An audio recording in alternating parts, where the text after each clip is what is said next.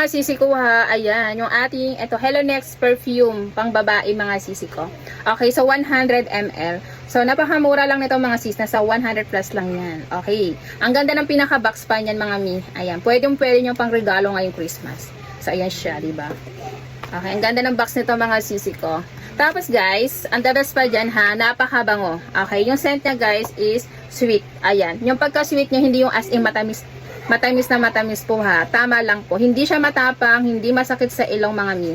Napakabango. And then, ang kagandahan dyan is long lasting yung kanyang pinaka-scent pa mga sisi ko.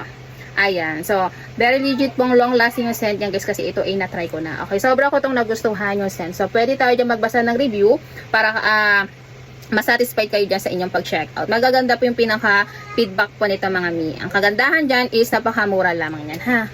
Ayan siya mga sisi ko. Mabango ito mga mi, as in. Hindi kayo magsisisi mag-check out nito. Pwede nyo guys sa pang regalo. Ha, napakasulit.